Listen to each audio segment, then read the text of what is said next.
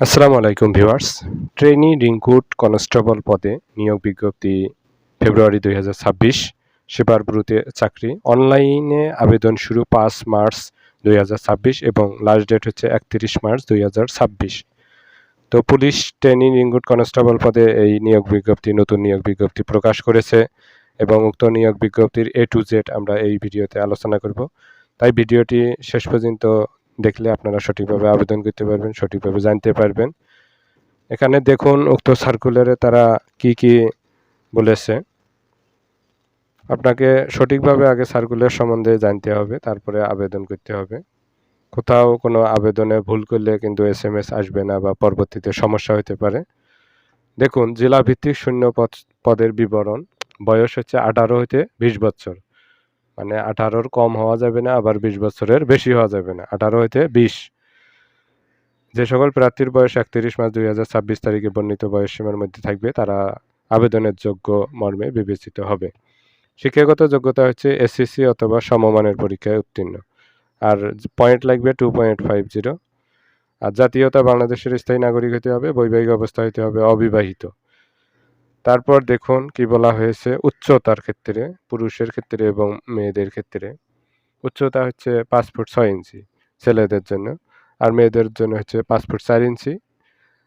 বুকের মাপ হচ্ছে 31 ইঞ্চি স্বাভাবিক, আর সম্প্রসারিত অবস্থায় 33 ইঞ্চি ছেলেদের ক্ষেত্রে এটা।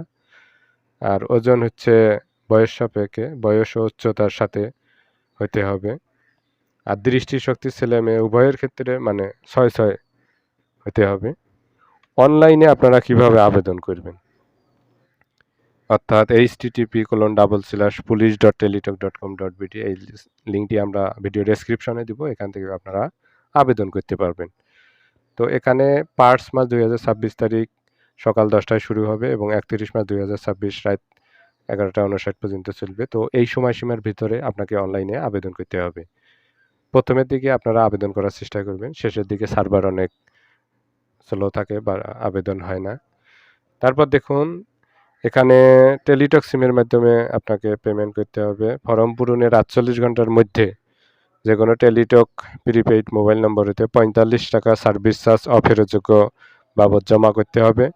অনলাইনে আবেদনপত্রে প্রার্থীর স্বাক্ষর হচ্ছে ৩০০/৮০ আর ছবি হবে ৩০০/৩০০। এভাবে আপনাকে আগে থেকেই ছবি আর স্বাক্ষরটা এডিট করে কম্পিউটারে অথবা মোবাইলে রাখতে হবে। তাহলে আবেদনের সময় আপনার সমস্যা হবে না। এভাবে কিভাবে SMS করবেন? TRC প্রথম SMS, তারপর ইউজার আইডি লিখতে হবে। আবেদন করার পর আপনারা ইউজার আইডি পাবেন। এখানে এক্সাম্পল দেওয়া আছে TRC দিয়ে ইউজার আইডি দেওয়া আছে। তো ফিরতি SMS আসবে এবং ৳৪৫ র উপরে আপনাকে অবশ্যই টেলিটক সিমটাতে মেইন ব্যালেন্সে থাকতে হবে।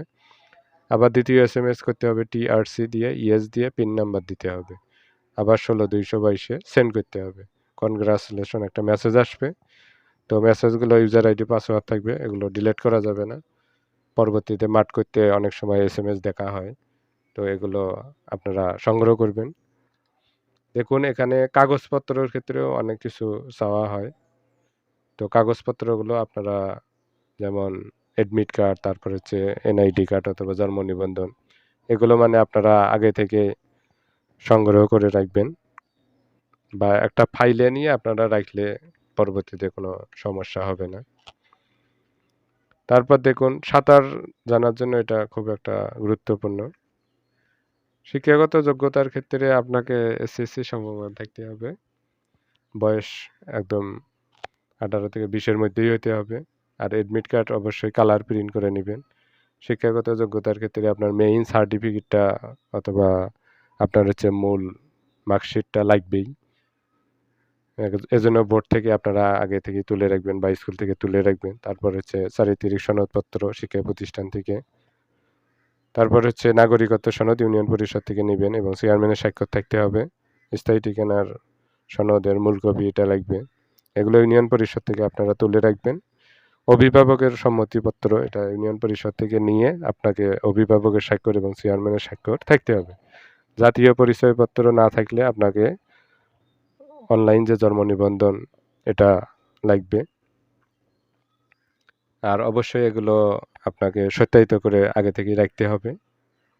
তো এই কাগজপত্র আপনাকে আগে থেকেই সংগ্রহ করে একটা ফাইলের মধ্যে রাখতে হবে এবং SMS এর মাধ্যমে আপনাকে জানিয়ে দিবে কবে কোথায় পরীক্ষা হবে। তো সেই ডেটেই আপনাকে মাঠ করতে যেতে হবে।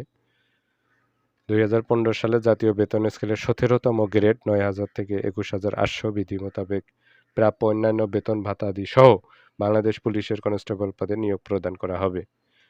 তো আপনারা সঠিকভাবে মার্কশিট সার্টিফিকেট অনুযায়ী আপনারা আবেদন করবেন। আবেদনে কোনো প্রকার ভুল করা যাবে না।